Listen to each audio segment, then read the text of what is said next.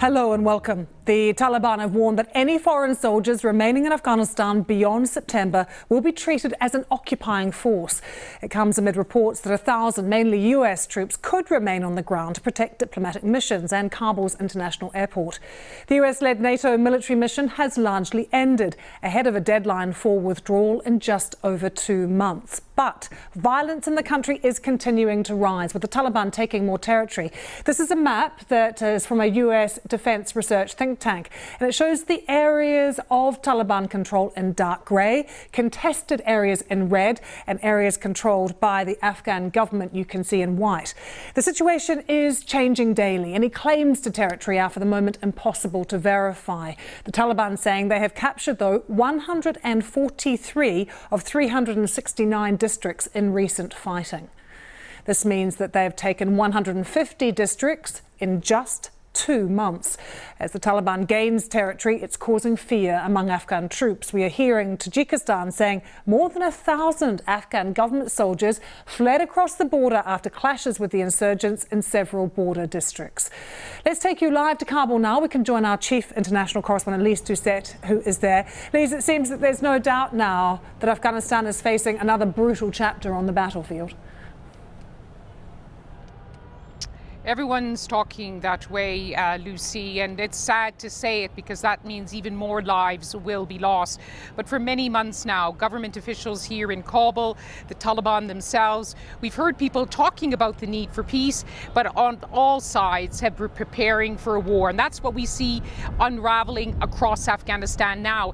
And I think it has taken so many people by surprise, including the US-led NATO mission here. First of all, their pullout has gone more speedily than was anticipated, but also the way that the districts are tumbling to the Taliban at such a speed and on such scale. Now, quite a few of the districts have no strategic value, and there are others that the Taliban simply walked in because Afghan National Security Forces retreated to protect more strategic locations. But whatever it is, nerves are jangling here.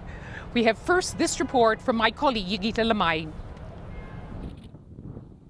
Afghan soldiers now managing what used to be America's biggest base. International forces making a quiet, hasty retreat. Gains made here over 20 years under threat of being lost.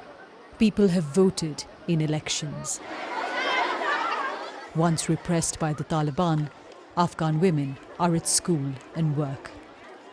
Farzana Kochi, an MP, fears the Taliban will be back in power. The women are finished here. It would be like a black days for Afghan women, not just women, all the people. There won't be any voice, any freedom, any life here. How do you view international forces leaving Afghanistan at this time? They're living so irresponsibly. After 20 years, they just went to an agreement with the Taliban and said to the Taliban that it's okay, you can do whatever you do. It's a failure. 20 years ago, foreign forces arrived here with a fierce push. The moment in 2001 when the hardline Islamist Taliban regime was driven out of Kabul. America's response to the 9/11 attacks with the UK and other NATO allies. The United States military has begun strikes against al-Qaeda terrorist training camps and military installations of the Taliban regime in Afghanistan. Years of fighting followed in provinces across the country. This is Helmand in the south, where some of the fiercest battles were fought. Hundreds of British and foreign troops died here, thousands of Afghan soldiers. The Taliban were kept at bay, but not defeated.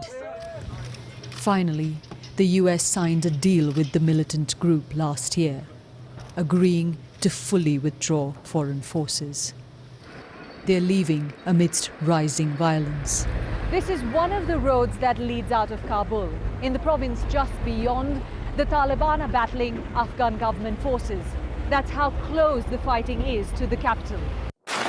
Battles are being fought in more than half of the country's provinces. Hundreds are dying every week. thousands being displaced. Every day, more areas are falling to the Taliban. But the group says there's no violence. It told the BBC hundreds of Afghan soldiers are defecting to the Taliban, a claim the government denies.